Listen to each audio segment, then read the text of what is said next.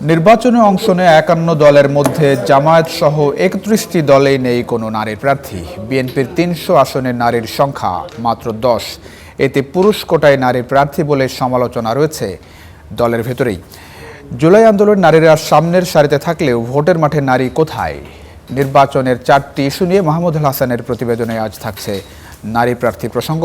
ক্যামেরায় ছিলেন রেজাউল করিম।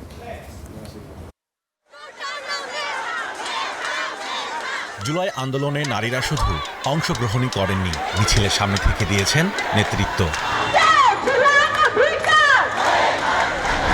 নগরীর দেয়ালে দেয়ালে এখনো আঁকা সেই অসামান্য সাহসিকতার গল্প। তুলির আঁচড় জানান দিচ্ছে রাজপথের স্লোগান, আত্মত্যাগ আর বৈষম্যহীন সমাজ গড়ার স্বপ্ন। তবে সেই গৌরবের সাক্ষ্য মিলছে না ভোটের মাঠে। ৩০ বছরের মধ্যে এবার সর্বোচ্চ প্রার্থী থাকলেও নারী প্রার্থী গতবারের চেয়েও কম।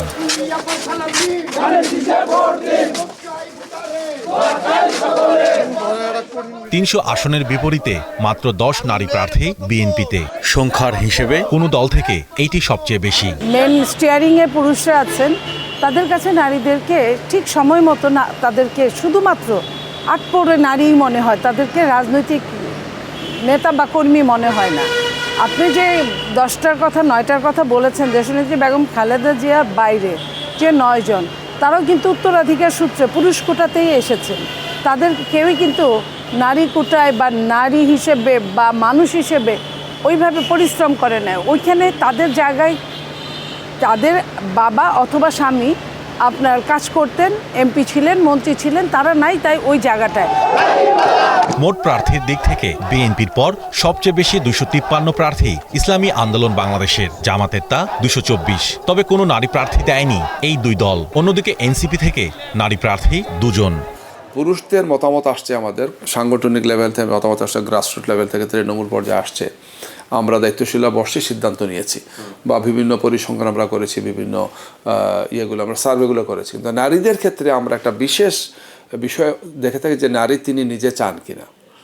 সেখান থেকে তৃণমূল থেকে আসতে হবে, আবার নারী তার চাওয়া পাওয়া, তার আগ্রহ, তার আকাঙ্ক্ষা, তার পরিবারের সিদ্ধান্তকে আমরা সম্মান দিই। এনসিপি অ্যাটলিস্ট শতাংশ হলে 10 থেকে 12% মতন এনসিপি তার প্রতিনিধিত্বমূলক জায়গা রেখেছে। তাদের এই অংশগ্রহণ, তাদের সমাজের যে জায়গাটি কাজ করে, সেই জায়গাটি কিন্তু খুবই সংক্ষিপ্ত হয়ে আসছে। ফলশ্রুতিতে আমরা মনে করি যে আগামীতে রাজনৈতিক দলগুলোতে কিন্তু এই জায়গাগুলোতে গুরুত্ব দিয়ে কাজ করতে হবে।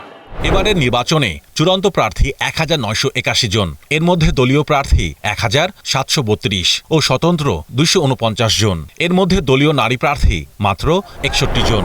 ২০টি দল তাদের ওপর আস্থা রাখলেও বাকি ৩১টি দলে নেই নারী। দেশে এখন মোট ভোটার ১৫ কোটি, যার অর্ধেকই নারী ভোটার। কিন্তু রাজনৈতিক দলগুলোর নারী প্রার্থী মনোনয়ন দিতে অনীহা কেন? নির্বাচন করার মতো নারী নেতৃত্ব কেন তৈরি হচ্ছে না, সেটি বড় প্রশ্ন। এটা অনীহা হয়েছে রাজনৈতিক দলগুলোর অনীহা, মহিলাদের না। তারা কিছুতেই এগিয়ে আসতে পারছে না, কারণ এখন পুরুষ যেভাবে বেষ্টিত করে ফেলেছে, সেই পুরুষের বেষ্টনীর মাঝখানে নারীরা প্রবেশ করতে পারছে না। জুলাই অভ্যুত্থান যতই বলেন না কেন, এই যে গণ অভ্যুত্থান বলেন, যা কিছু বলেন, রেভলিউশন বলেন, সব কিছুই যেটা বলেন, সেই রেভলিউশন মনে হয় শুধু ফ্যাসিস্টকে তাড়িয়ে দেয়নি, নারীর অবদানকেও তারা বিলুপ্ত করে দিয়েছে। ২০৩০ সালের মধ্যে নিবন্ধিত দলের সর্বস্তরের কমিটিতে ৩৩% নারী সদস্য রাখার কথা থাকলেও তা পূরণ হচ্ছে না। Mahmudul Hasan, star news, Dhaka.